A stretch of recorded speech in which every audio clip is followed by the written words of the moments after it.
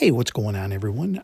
Joe Menza here, and I've got my paper set up on my board. This is the Paul Rubens paper, which I've kind of gotten fond of. It's an intermediate paper. It's not the worst, it's not the best, but it's good for doing demos and playing around on. And so here I'm spraying it, making the paper good and wet, and hopefully you can see everything. Playing around with a couple of brushes here just for for the fun of it. Just rubbing in that water and just giving it a little bit more water, just kind of rubbing that water in there. You know me, I'm always doing different things, even if it seems crazy. So here I'm getting some yellows going here. Now, my idea here is, and it always is to always play with light and dark. So here I'm just grabbing some yellow. I've kind of combined. There's a cad yellow hue and a yellow ochre. I like combining sometimes. I like combining two colors and come up with something a little bit more unique. So here I'm just kind of moving some yellow around, trying to come up with a pattern that I like, something that's going to give me some light. And yellow will always do that. It'll always look nice and bright. I'm going to give it a little spray, kind of wet that down, let things run a little bit. I like to have some spontaneous nature to the whole thing by spraying and letting paint run and things like that. And the idea here is, obviously is we want to paint looser. That's what everybody tells me, why people watch me. They're looking for be able to paint loose, not tight, and not look for doing details. This is more the fun of it, So here I'm coming in with some blues, a couple different blues, ultramarine,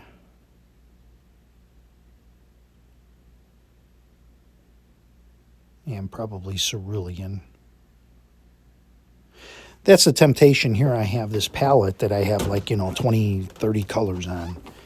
And I think it's really better for the beginner or someone who wants to paint loose to stick with a palette of maybe 7, 8 colors tops on there, maybe 9 tops.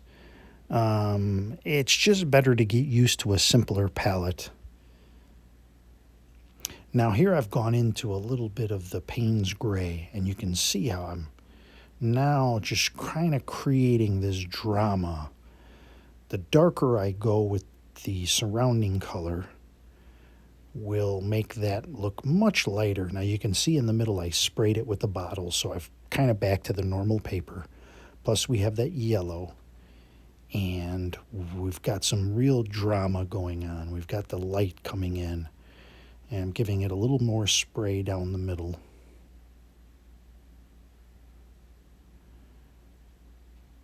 And the idea is light and dark. Always keep that on your mind. Keep on your mind, where is my lightest, brightest light going to come from? And where ultimately am I going to have my darkest darks for contrast and counter change? And that'll create a dynamic, atmospheric painting. Always be experimenting, and I recommend heavily that even though you're probably not going to upload your videos, if you can somehow fashion a rig with a camera on it, your phone, whatever, video your painting and save them, because I even go back and I look at how did I do that? You can learn from yourself. It's like people doing bowling or golf, and they watch their stance and they play it back to see exactly what it is that they're doing. Very handy to do. So now that I've got a horizon here, I'm kind of just playing, and I'm thinking, well, I could put some foliage in here. I want to exploit that light on top. So I want to counter change it against the bottom of the horizon area. I want to keep my light in the middle. Another thing too is you have to A watercolor painting, while you're painting it, will not look like its final point when it dries. So you have to kind of trust the process. That's why people overwork watercolor paintings, because they don't trust that once that paint dries back, that it's going to sort of take care of itself. I'm sticking with the Hake brush here. A lot of times I'll jump on my fan brush, but just for the heck of it here, I'm going to make little pine trees, little evergreens, and we're going to play those against the light in the background using the blue, the Payne's gray.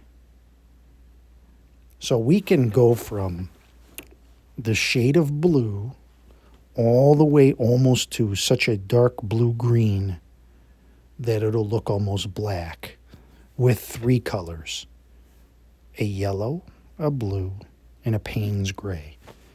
Now, a lot of paint, you'll notice a lot of artists don't have Payne's gray. They'll make their own darks out of, like a red, a burnt sienna. I mean, I've really come to appreciate Payne's gray. Payne's gray is essentially a black with blue in it. But you have to be careful I always add something to Payne's gray. I never use Payne's gray all by itself. I will add either a brown or more blue or something to it. Otherwise, it will look really black, and it will, if you use too much, it'll look shiny on the surface of the paper. It'll actually reflect light.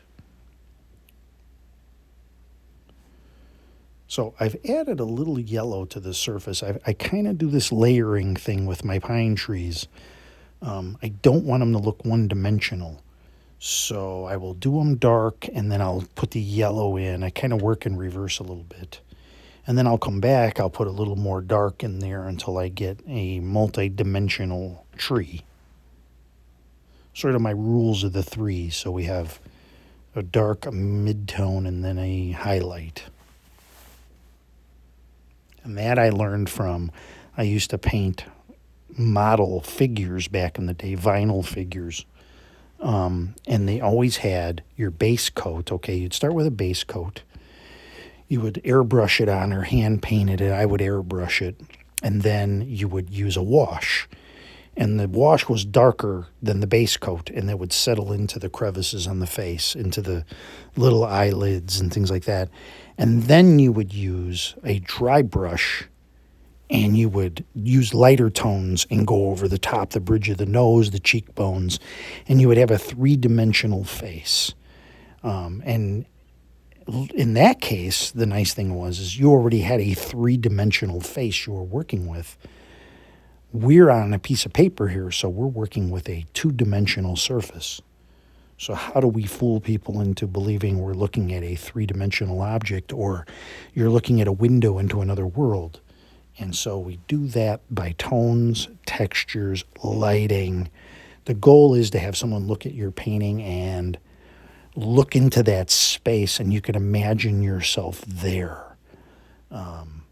Or it's somewhere you want to be, or you're looking out a window into this space. And so we do that with those different things. And then, of course, tone and color. But the color all has to balance. These are all things that in the end will make, more of a successful painting. Now, because I like to keep it spontaneous, I like to add water droplets, spatter, and different things like that, just to, you're breathing life into it by putting this spontaneous, allowing for accidents type situation where you're going to allow for things to happen that aren't necessarily at your 100% control.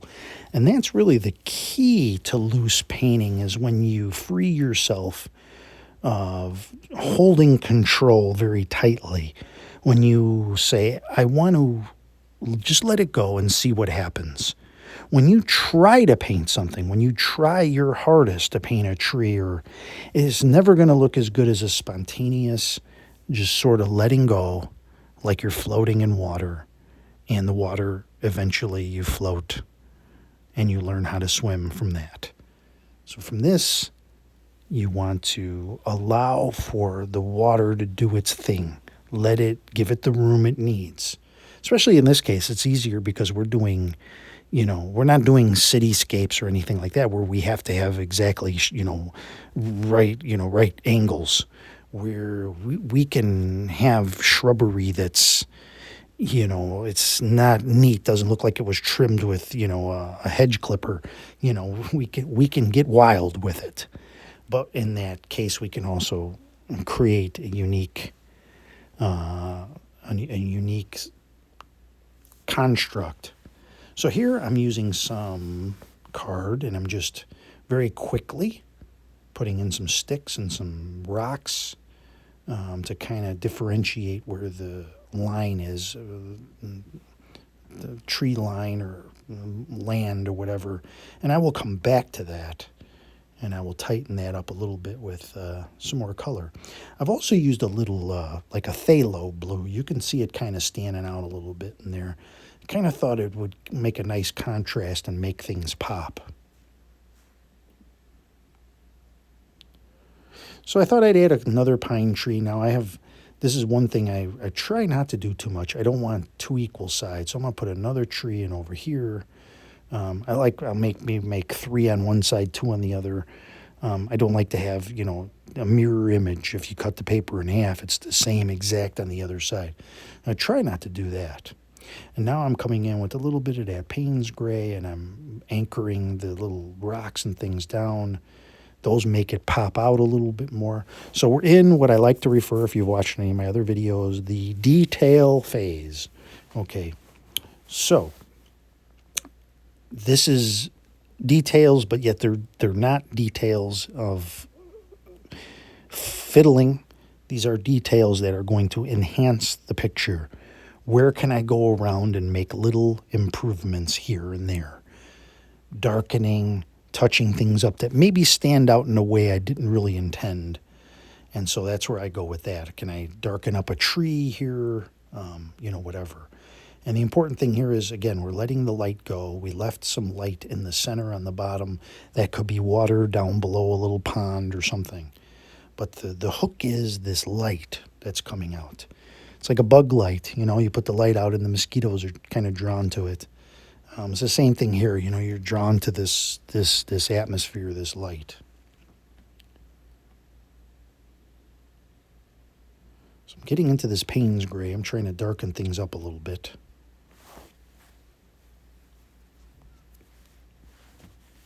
This was largely done with the hockey brush.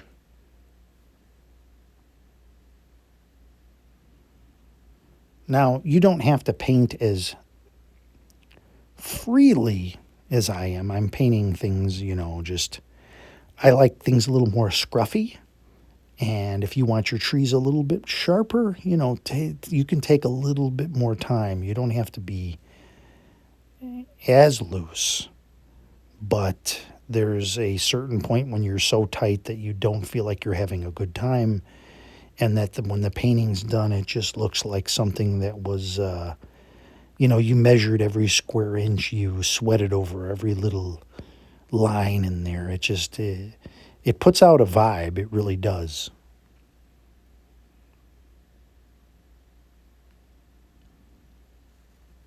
So we're closing in on the end of this one. I started in my eBay shop. Now I'm doing prints. I got a really nice printer. And any of my paintings are now available as prints. Matter of fact, that's mostly what I'm going to have in my shop. I can really do any size, but I've settled sort of on an 8x10 as a starting point. So if there's anything you like that you'd like to have, I sign the back. I may put mats. I got a mat cutter. I just haven't had time to put all this together. I always figure there's more time in the future down that retirement trail that I can have my time to hopefully do this and enjoy. Now I decided, I kind of get crazy like this, but I've dabbed into some lemon yellow, and I'm just creating these highlights on the trees. And I waver back and forth. I go, is it too dark? Is it too dark? Do I want to highlight? It just looks too flat? It was probably fine before, but there's just something about highlighting them. And Yellow is one of the ones you can kind of put on after the fact. And when I'm sitting here in real time looking at the painting, I'm like, what does this need? What does this need? And sometimes you just take a step back. And you can always come back and highlight it. I try to stick with the wet and wet. I don't use a hairdryer as much as some. I kind of skip around on the paper. Only occasionally do I find myself using the hairdryer anymore. But I try not to. I try not to depend, because if I was out plein air, I wouldn't want to be, okay, I don't have a hairdryer. You have to step back and, drink some water or sit back or whatever. So here is the finished painting. I've slid this over here on my table and putting I always start off with a scrubby looking mat, just to kind of get an idea of it. I don't want to get paint. And then I have some cleaner, nicer mats, but I'm always messing these mats up. And I have a whole stack of them. And this is the point where I put the mat on and I'll be like, okay, how does it look now? Do I need any little tiny little final things? So here is the finished product. And it's weird because the light, when I'm hitting it from the side and I take the camera, it looks so different as when I look at the final painting here. But you can see all the little colors and the light and, little spaces that I've left and things like that. So there is your final thing. I've got that in a mat here, a green mat I've chosen this time. And that's it.